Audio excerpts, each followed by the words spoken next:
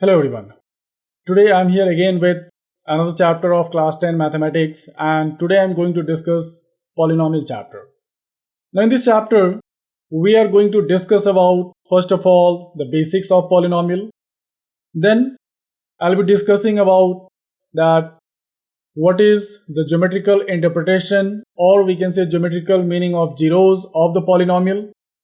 And then we'll be talking about the relationship between zeros and the coefficients of quadratic polynomial, following which I'll be discussing about forming of quadratic polynomial. Let's start with the first subtopic, which is basics, where first we'll talk about the polynomial. Now what is polynomial? So a polynomial is an algebraic expression in which the power of the variable, remember it is power of variable, is non-negative integer, which we also say as whole number. So a polynomial is an algebraic expression in which power of the variable is whole number.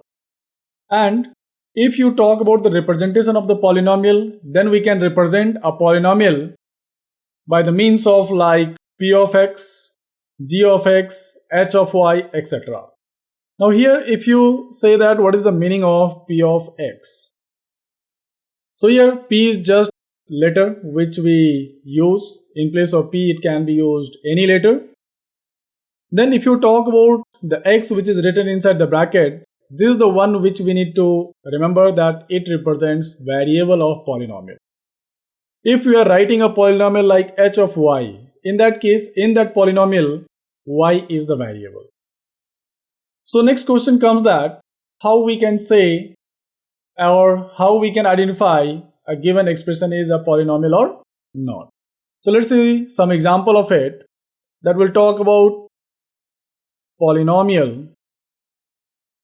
So some of the example of polynomial is, we can say that first one here, if I'll take 2x squared plus 5x minus 6, it is a polynomial. As we see here that the power of variable in each term is whole number. As in the first term it is power is 2, in the second term the power is 1, and the third term power is 0. If you talk another example, if we can say like 2 raised to minus 5x plus 10. Now this is also a polynomial. Now one thing you remember, as I have said, we'll be only checking the power of variables, not the power of numbers. So in this case, even 2 raised to minus 5x plus 10 is also a polynomial. If you'll talk about 2x squared plus 5x upon x, so we can also say this is a polynomial on simplification.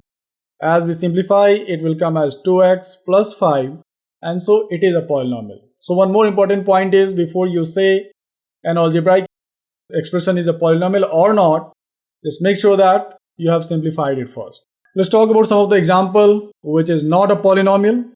So in this case, if you talk about not a polynomial, then we have one of the example, we can say like 2x raised to minus 5 plus 10.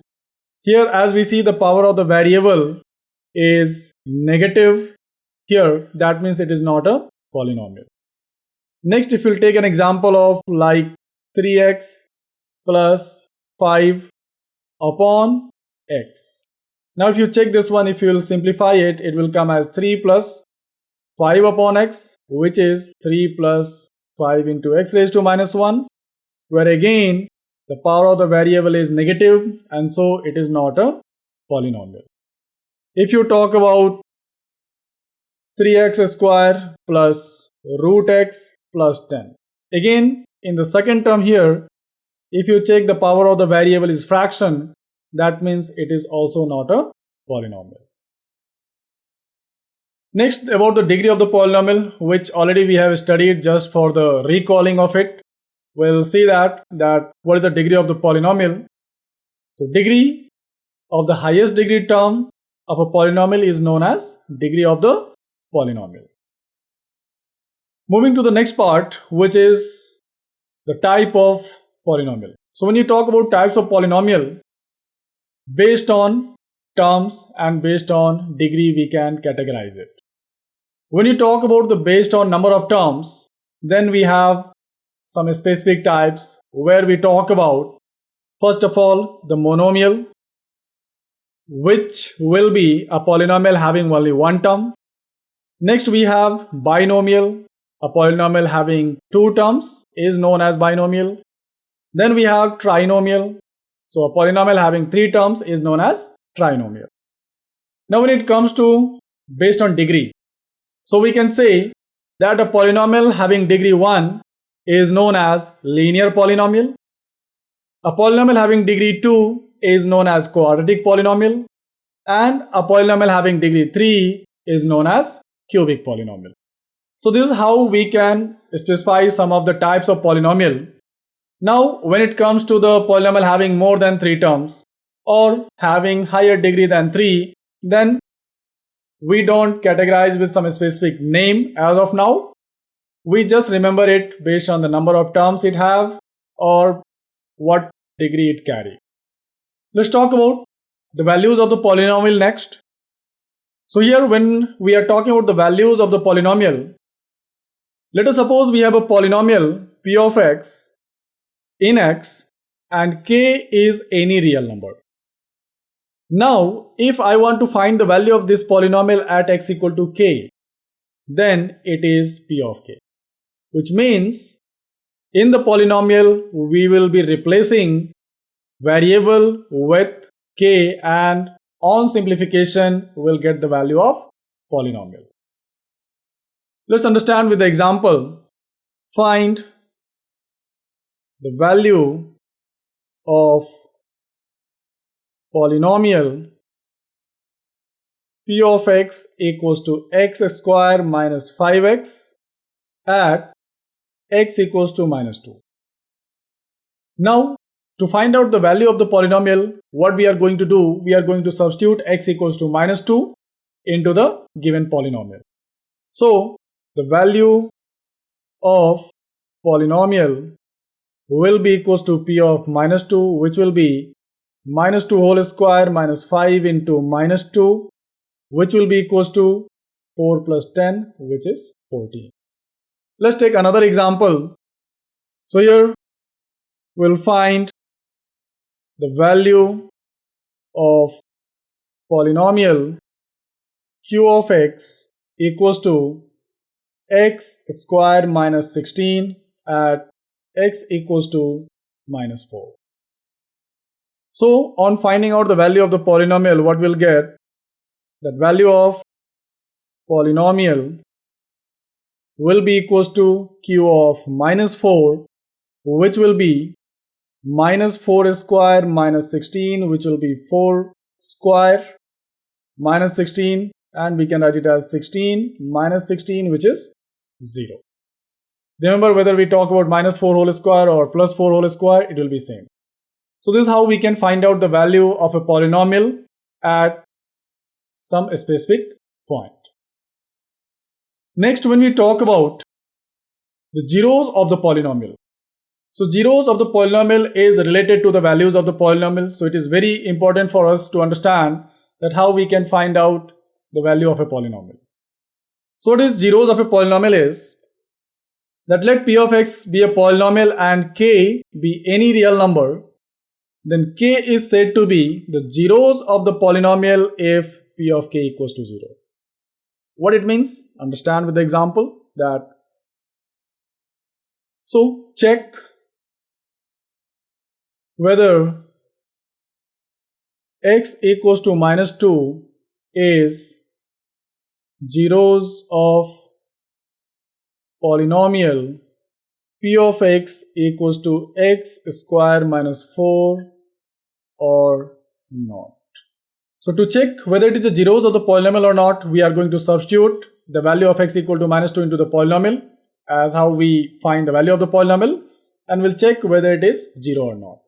So what we'll do is we'll find value of polynomial. So that will be p of minus 2, and that will be equals to minus 2 whole square minus 4, which will be 4 minus 4, 0. Now we'll say since p of minus 2 equals to 0 implies that x equals to minus 2 is zeros of the polynomial. So this is how we can check whether the given value is zeros of the polynomial or not. But when it comes to finding out the zeros of the polynomial, we will not find this method as much suitable when we'll talk about quadratic and other types of polynomial. So let's see that how we can find out zeros of the polynomial when a polynomial is given.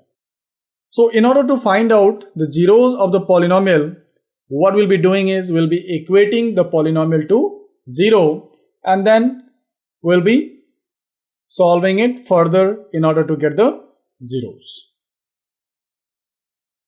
So to find zeros of the polynomial, equate the polynomial to 0 and simplify to get the zeros. Now when you'll be simplifying it, mostly you'll have to convert into linear factor, and then equating each of the linear factor to the 0, we'll be getting zeros of the polynomial. Moving to the next part, which is geometrical meaning of zeros of the polynomial. So geometrically, what zeros of a polynomial means? That means if we know the graph of a polynomial, can we say that how many zeros it will have? Or can we say that what will be the zeros of the given polynomial? So in this case, remember that the number of times the graph of the polynomial p of x touches or intersect x-axis gives the number of zeros of the polynomial. So if p of x is a polynomial and we want to know that how many zeros it will have, then we'll just check at how many times the graph of p of x is touching or intersecting x-axis. Just count it and it will give you the number of zeros. So for example, if we'll take this particular graph and we'll try to find out the number of zeros here.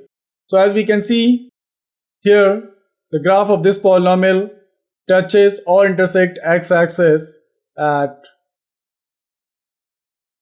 4 points, so it will have 4 zeros. So here in this case, number of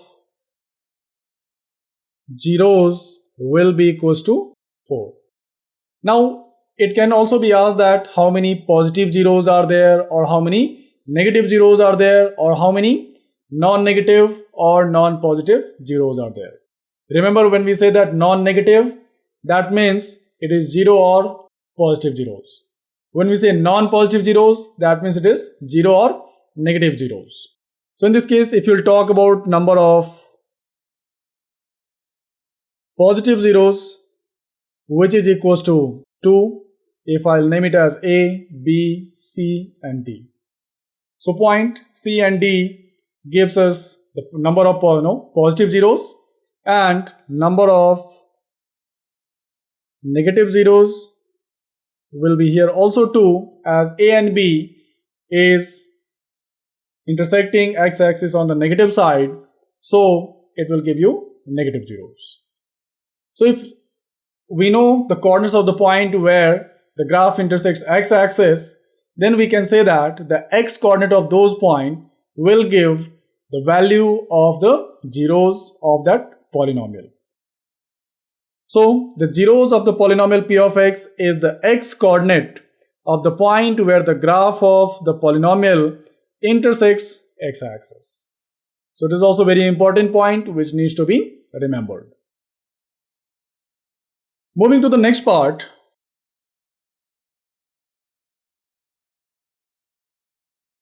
So what is the general form of the linear polynomial is, we can represent it as p of x equals to ax plus b, where a is not equal to 0 and a and b both belongs to real number. Now when we talk about the number of zeros here, so number of zeros, that will be equals to always 1. Why 1? As when we equate p of x to 0, we'll always get one of the value as zeros. So what we'll do for zeros of p of x, we'll equate p of x to 0, and which will give ax plus b equals to 0, and which means x equals to minus b upon a. So x coordinate of the point where the graph intersects x-axis will give the value of the zeros. Now geometrically, the linear polynomial represent straight line. So geometrically, linear polynomial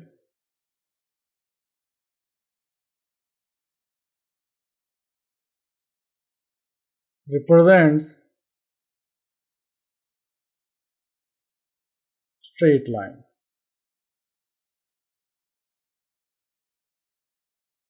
So this is about the linear polynomial. When we talk about the quadratic polynomial, so again we know that a quadratic polynomial is a polynomial whose degree is 2. Now when we talk about the general form of it, so general form of the quadratic polynomial is p of x equals to ax square plus bx plus c, where a is not equals to 0 and all belongs to a real number.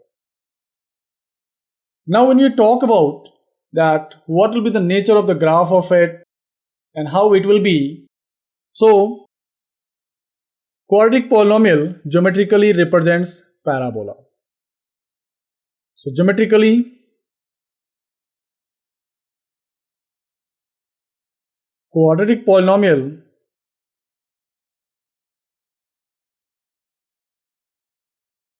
represents parabola. Now what is the parabola graph and how we can decide how it will be drawn? So in this case, remember that when a is greater than 0, the graph of parabola will be opening upward, and when a is less than 0, the graph of parabola will be opening downward. Another point is, as the degree of the quadratic polynomial is 2, it will have at most 2 zeros. So there is a relation between the degree of a polynomial and the maximum number of zeros it can have. So any polynomial of degree n will have at most n zeros. So in this case, a quadratic polynomial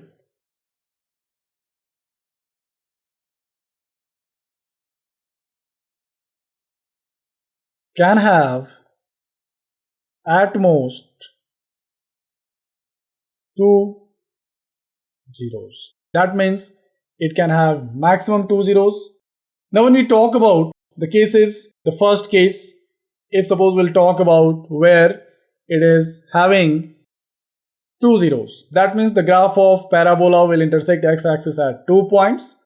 So as in this case, you can see the graph is intersecting at 2 different points in 2 different situations, where one case is where a is greater than 0, other case is a is less than 0. Now in this case, remember the value of the polynomial, as here the graph, this represents p of x. So the value of the polynomial here, it can be less than 0, it can be equal to 0, or it can be greater than 0 also. Moving to the next case, where the graph just touches x-axis. So as in this case, we can see the graph is just touching it at 1 point. What it means is, that means both the zeros are coinciding. So here, if you talk about number of zeros, it will be 1. And here, in this case, if you talk about it will be greater than 0, and here a is less than 0. If you talk about the value of the polynomial, here p of x will be greater than equal to 0, here p of x will be less than equal to 0. Here we are representing this polynomial as p of x. So this is how we can identify that what will be the nature of it. Moving to the next part, where the polynomial is neither touching nor intersecting x-axis. As we can see in these two cases, the graphs are neither touching x-axis nor intersecting it. So what we can say here, that number of zeros will be equals to 0. Now here the first case is where a is greater than 0, and the second case is where a is less than 0. Now in the first case, the value of the polynomial p of x will be always positive because the graph is never going below x-axis. And we know above x-axis graph is there, and so polynomial will be always giving you the positive value. One more point need to be remembered, that we refer also the polynomial p of x as y equals to p of x. So whether we say y or we say p of x, it represents the same. And when you talk about the second case, then the value of p of x will be always less than 0. As we can see here, that the graph is always below x-axis. So the value of the polynomial will be always negative. Next, let's talk about the cubic polynomial. So what is cubic polynomial is a polynomial having degree 3. And if you talk about the general form of it, the general form of cubic polynomial is p of x equals to ax cube plus bx square plus cx plus d, where a is not equal to 0, b, c, d all are real number. Now as the degree of this cubic polynomial is 3, therefore it will have at most 3 zeros.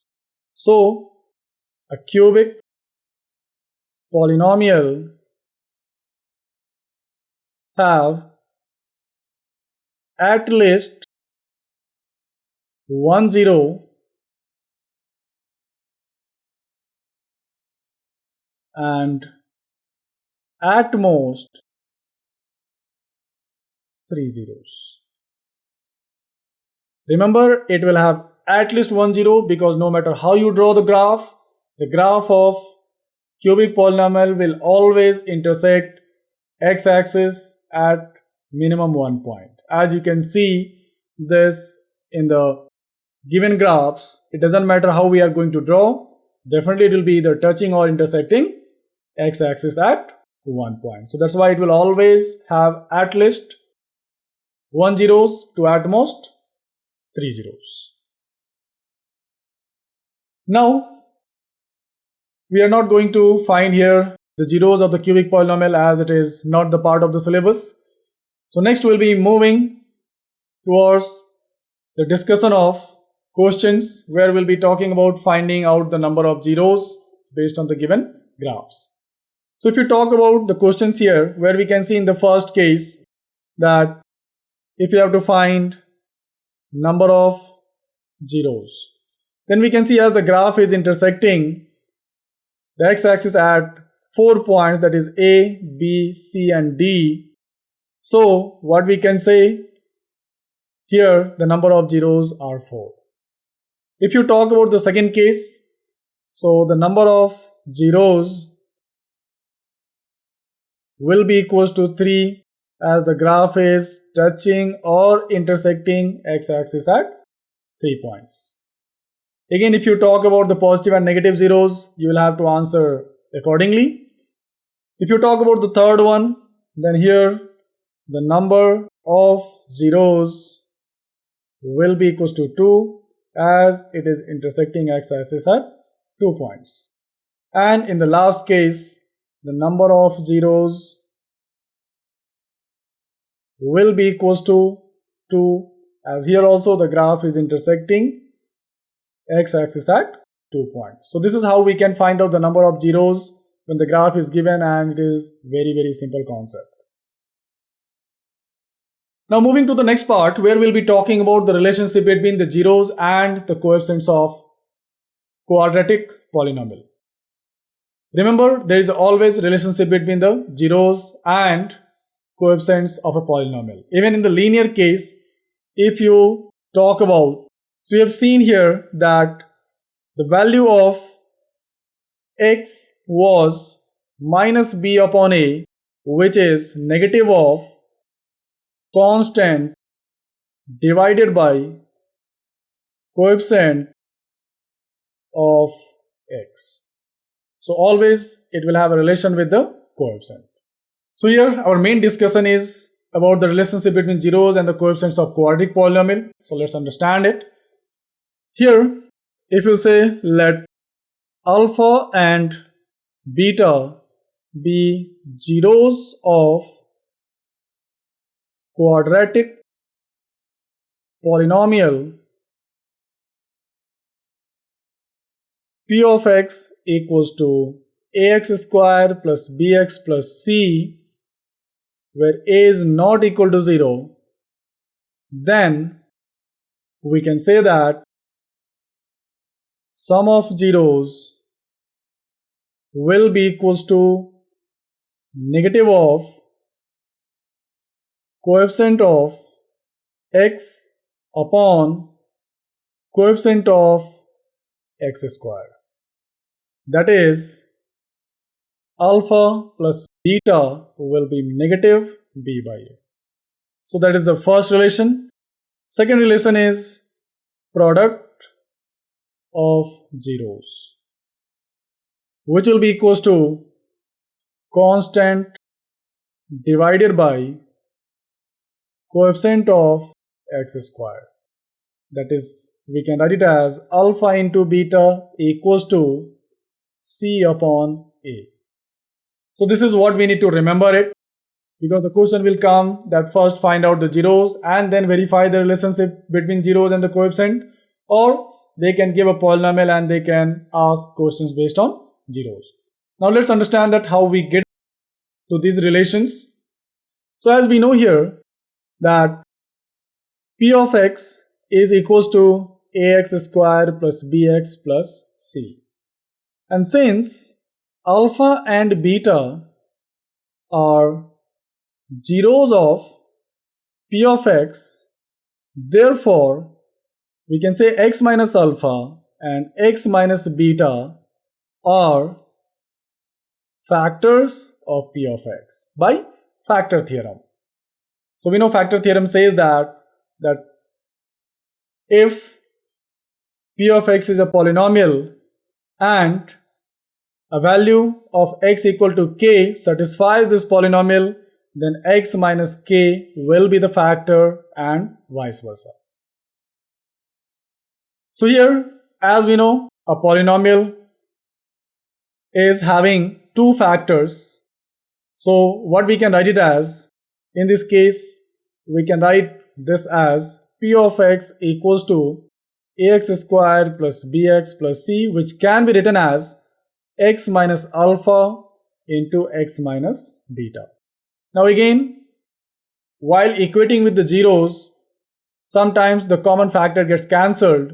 To balance that, we'll take it as k, where k is not equals to 0. Now on solving, what we'll observe here is, it will be k into x square minus alpha plus beta times x plus alpha beta, which is ax square plus bx plus c.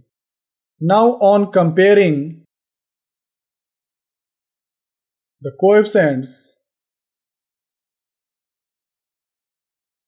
what we'll observe is that we'll get a equals to k, we'll get b equals to minus k into alpha plus beta, and c equals to k times alpha beta.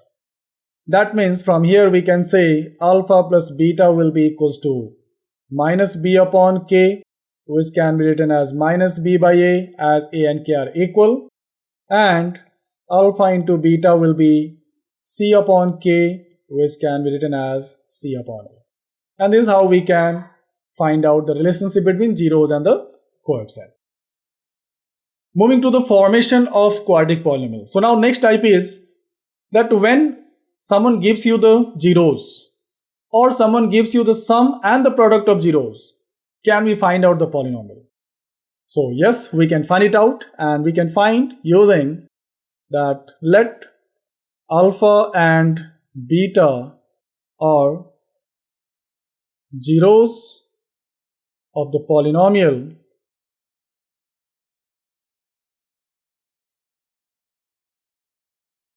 then the polynomial can be obtained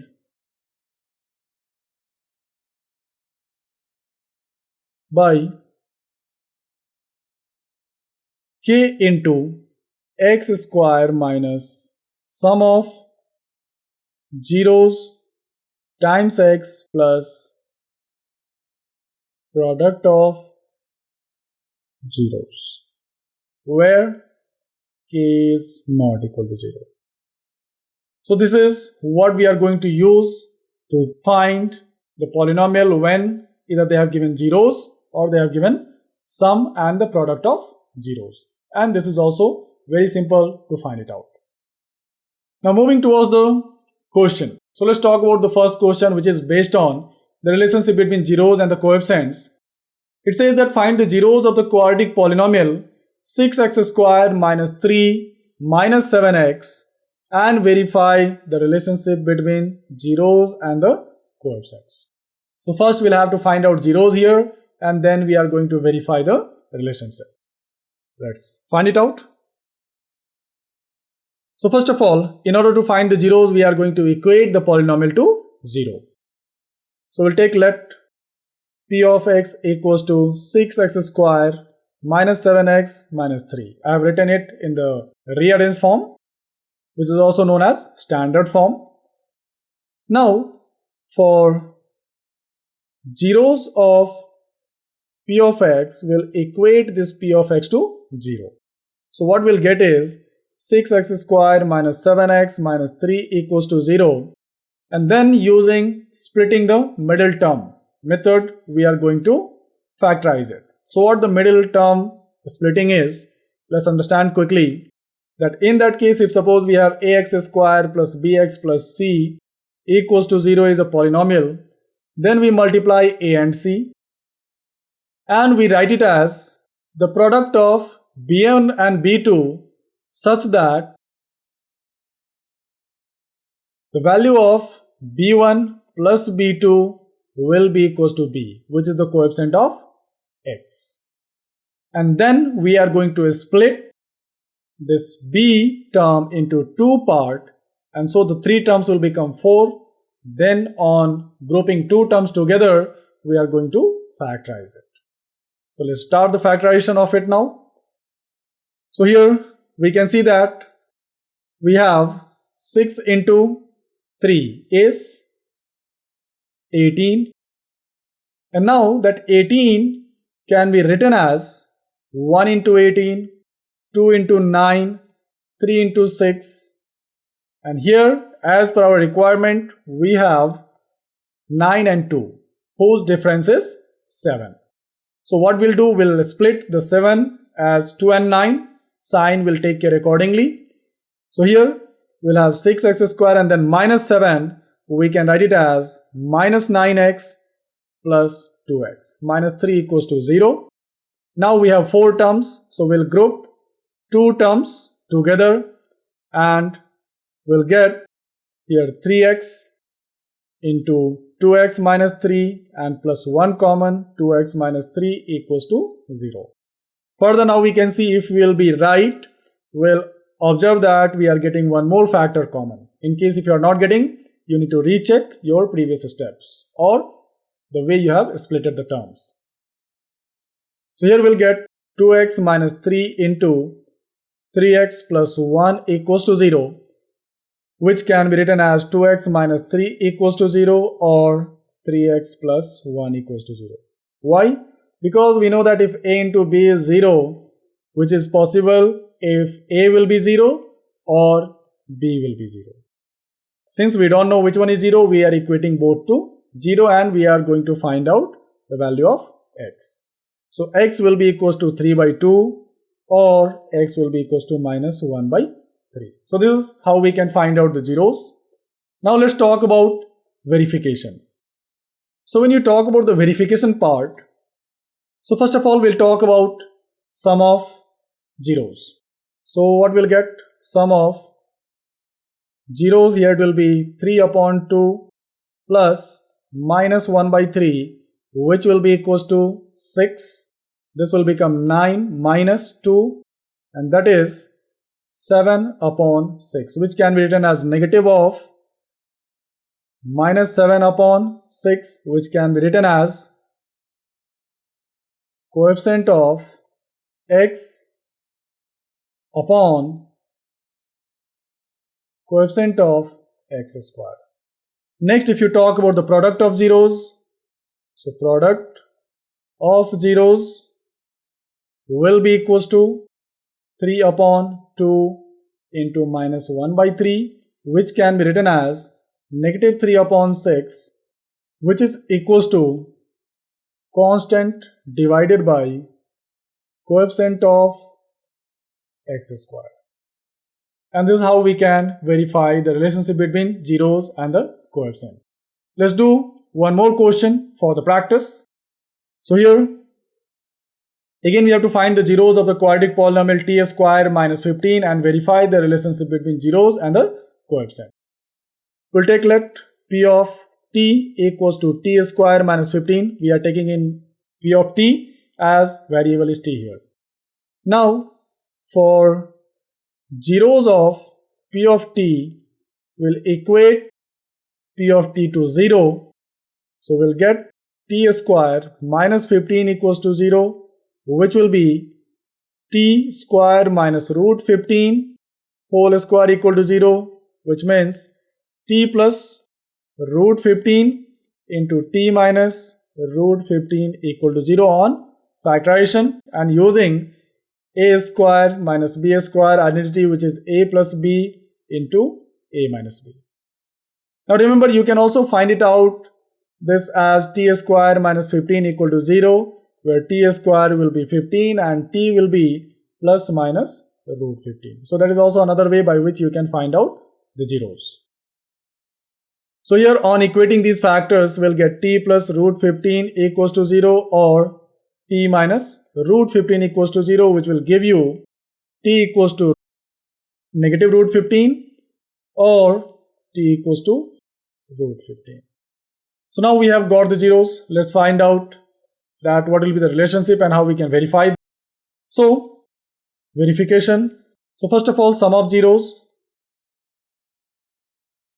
it will be equals to root 15 plus negative root 15, which will be 0, and as we know here the value of b in the polynomial is 0 as the coefficient of t is 0 here.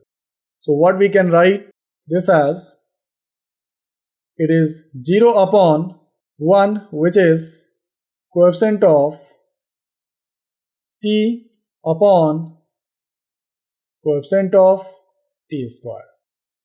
Then product of zeros will be equal to root 15 into negative root 15, which will be negative 15, and that is, we can write it as negative 15 upon 1, which is again constant divided by coefficient of t square.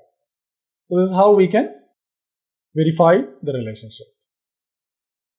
Now the next question is that how we can form a polynomial when zeros of the polynomial is given.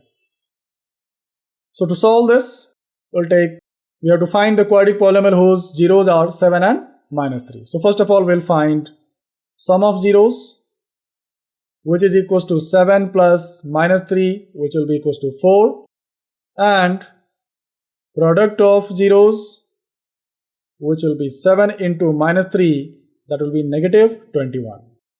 Now, the required polynomial is k into x square minus sum of zeros times x plus product of zeros. And we'll get k into x square minus sum of the zeros is 4, so 4x minus 21. So this is what our polynomial will be. If you talk about the next question, where it says that find the quadratic polynomial whose sum of the zeros and the product of zeros are root 2 and 1 by 3 respectively. So remember, in this case, they have given the sum of the zeros as root 2 and the product of the zeros as 1 by 3 already. So we don't need to add it in order to get the sum of the zeros, and we do not need to multiply it to get the product of the zeros. So here it is already given the sum of zeros is root 2 and product of zeros is equals to 1 upon 3. Therefore, required quadratic polynomial is k into x square minus sum of zeros times x plus product of zeros, and we'll get k into x square minus root 2 times x plus 1 by 3. On solving, we'll get k into LCM will be 3. This will be 3x square minus 3 root 2x plus 1, and which can be written as k upon 3 into 3x square minus 3 root 2x plus 1, and further we can write it as some k dash into 3x square minus 3 root 2x plus 1, and that will be the polynomial. In general, when you find, mostly they'll be giving only the bracket part as the answer, but it can have many possibilities. So when zeros of a polynomial is given, or the sum and product of the zeros of a polynomial is given, we can have many polynomial based on those zeros.